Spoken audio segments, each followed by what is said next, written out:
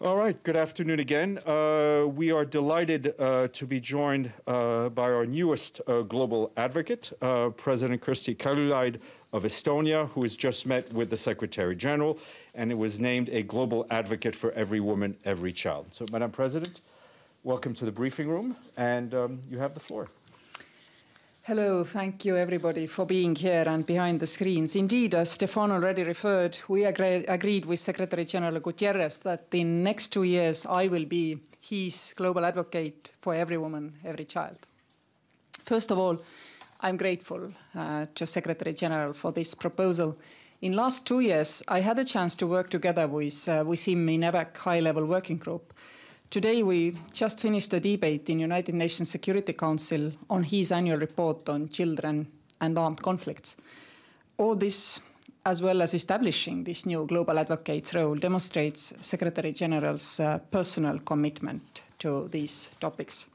The well-being of women, children, and adolescents, and their access to healthcare is, together with the fight against climate change, among two most crucial challenges world and states are facing in the next decades. There is no doubt about this. We are mostly aware of the problems, aware of their root causes and solutions, but the progress we are making, well, we know it is too slow. Every day, more than 14,000 under 5-year-old children die. In every 13 seconds, a newborn dies. In every hour, 33 women die in childbirth. I'm a mother of 4 and a grandmother of 3.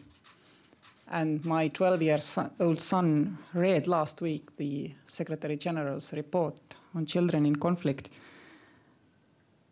And he realized immediately that this is the cause he wants to dedicate also time in the future to save children and to save women, to help the children globally. So I'm also representing my youngest son here in front of you today.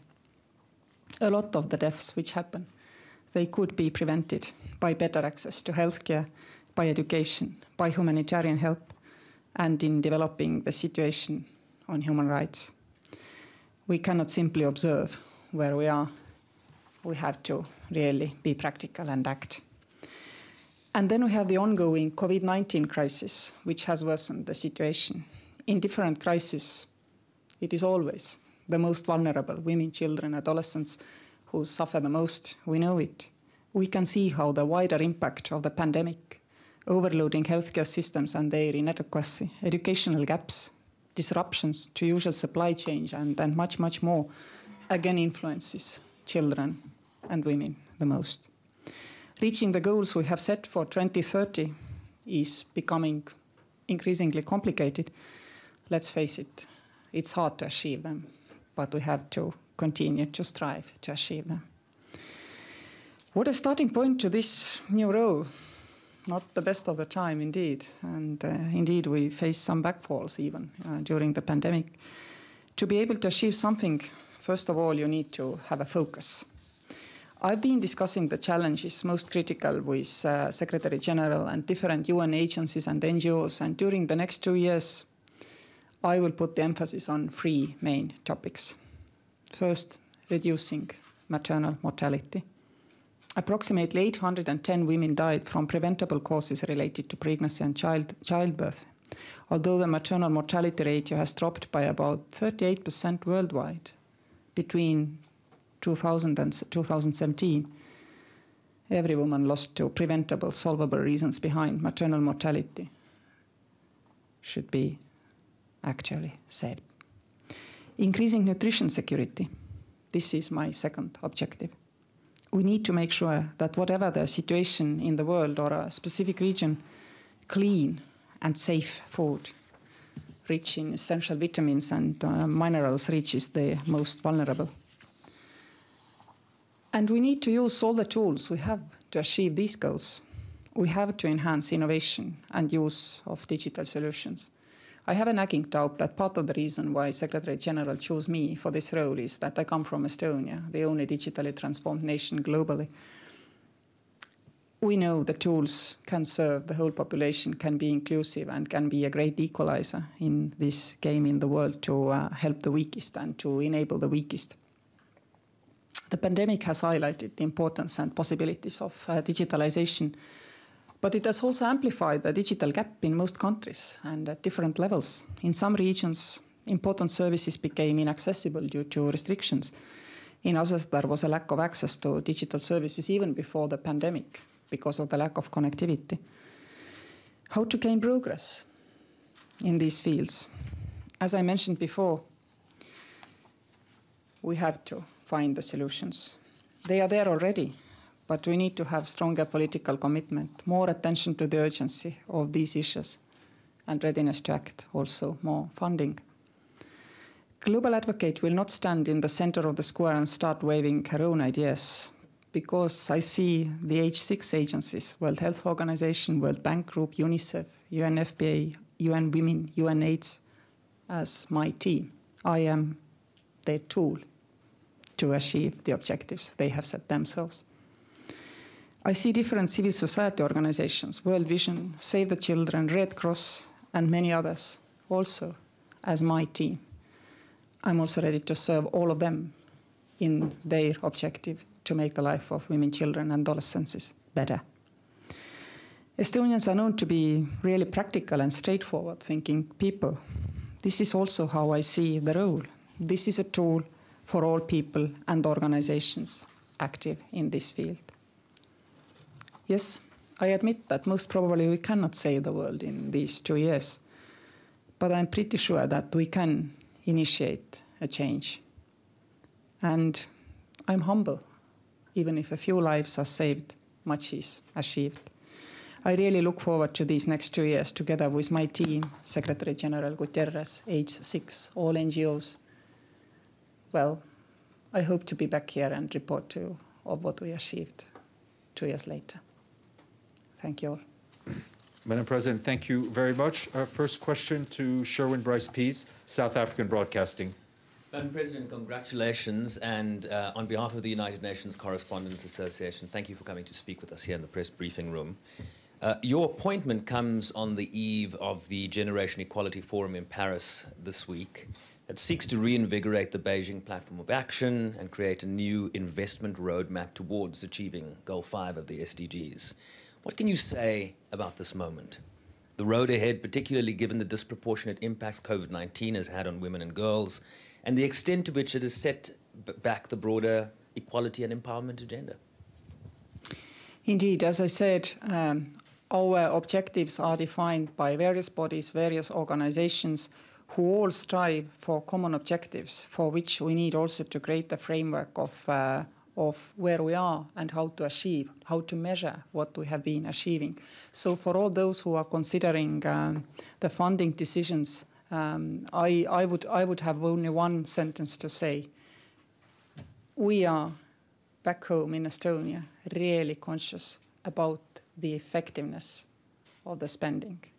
So if you contribute to this valuable cause of making the life of children, women and adolescents better in the future, there will be accountability and there will be clear understanding how the resources were spent. This is extremely important for me also in this tool. Clear objectives and also to have an answer to the question, we spent that much, we achieved that much, were we efficient and effective?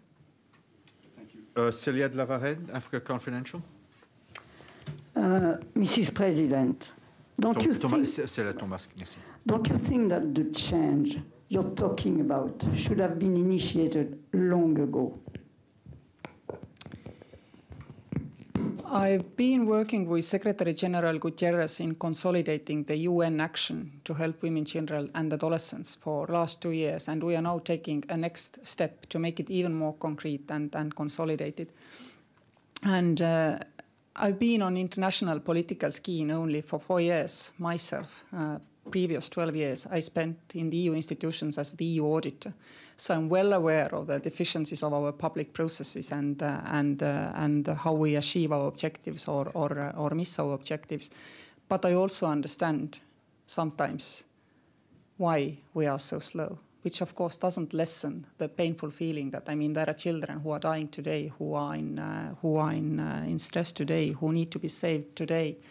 But I hope I will have enough of strategic patience to continue pushing and not tiring from impatience. I admit there is a risk for that. I am personally a very impatient person myself as well. And even this morning when I was sitting in the Security Council meeting, chairing it, I was asking this question from myself, is the world a better place now, 2 hours later? I hope by a tiny, tiny 1/100th of a millimeter it was. Thank you. James Bays, Al Jazeera. Madam President, I want to ask you about tomorrow's story today, if I can. You're going to be presiding over the Security Council dealing with cyber security. Can I ask you what concrete you want out of that? And is there a way the UN should change? Should there be a specific person, department or agency within the UN that deals with cyber security? Yes, it will be Estonia and the Estonian Prime Minister who will chair that meeting tomorrow. And indeed, there should be a special body to whom internationally we can all turn when our sovereignty comes under attack through the cyber means. And this body, surprise, is the UN Security Council. And you know why? Because all what we do in analog world has a parallel in digital world nowadays. This was one of our campaign promises when we campaigned for the Security Council, to fast forward this thinking that Security Council has to take note and also to make the resolution of the cyber element of ongoing conflicts as inherent part of the conflict resolution. We have managed to bring the discussion into the Security Council now on the official agenda. This was preceded by an area meeting, which was preceded by a discussion on any other business on a concrete cyber attack against Georgia last year in the March. So we have fulfilled already our campaign promise before tomorrow's meeting, but we hope to cement the gains and build the road to the better future again for cybersecurity. Thank you. Nabila Bissab, Al Arabi TV. Thank you. Madam President. Don't mess. First of all, thank you for practicing transparency as an elected member in the Security Council. My question is about the report that you discussed today in the Council. What would you suggest to make maybe the report better or reflects the reality in a better way when it comes to reporting, but also listing? Because we know that the list of violators that it is included in the report does not always reflect the content in the report. And this is something we see every year. Thank you. Indeed, we should strive to have a representation of the situation globally, which also those who are involved in these debates feel is fair. And I can assure you that we do the best what we can, even if we sometimes fall short of the high expectations. There is no question that indeed we do. But what I'm mostly I cannot say worried, but what I see as the most interesting challenge is really to understand how much are we really underreporting in various countries. There has to be a possibility and opportunity to make things better on reporting. And I have an idea which actually is linked also to my role as the global advocate for children and women. This is my digital dream for the global world. I mean, I think we should have an easy opportunity for each and every mother who has a baby, wherever, globally, to register the birth of this child in the National Birth Registry by mobile phone, so that at least we know who is born to whom, where. And this will help us also to track what happens to the children. I mean, you cannot support, you cannot offer services unless you know who is your people, who are your people, where they are, how they're treated. Child trafficking, all these elements could actually be handled better if we only knew, but we don't. But if we look globally, some kind of a weak mobile phone signal is everywhere, and this service is not kind of bandwidth consuming. It's a very simple thing. Most people can use mobile banking services, for example. I mean, even in the remote areas. If we could one day, and I hope this day is not that far, achieve this goal, I plan to talk to UNICEF, International Telecom Union, and all other players on the field about this idea. I think it should help us to also estimate how much we underestimate the problem. Thank you. Toby Burns, NHK, Japanese television. Thank you very much, Madam President. My question is continuing off of your last point, which is what is Estonia's vision in a broader sense of cybersecurity in the 21st century? Thank you. Cybersecurity is not a matter of technology only. Yes, technology has to be also transparent. And by this I mean technology has to be able to explain itself and its decisions if we are talking about AI. And we should achieve a common international legal base up to the singularity, if you wish, for various different technological standards on transparency. This is where we should start, the road to the safety on technology. But the other part is, and always will be, the legal space. I mean, no technology makes our cyberspace safe unless we also have the legal space surrounding it. And that's why I find it particularly important that Security Council is coming close to recognizing that all our analog international law similarly applies in the cyberspace. This is what will make the world a much safer place for cybersecurity. But I should also add, not only on this cybersecurity conventional issues, attacks against systems, there are also attacks against societies, against political and democratic processes globally. We should recognize them, and we need to kind of broadcast and understand and analyze why these phenomena appear, and fight together with private sector, together to make sure that people are not exposed to this kind of bubbles which could break societies. We've seen attempts, we've seen risks, and I think we should stand up and say that this is not acceptable also in the future. And then there is the third element, security of citizens who has given some information on themselves to the government.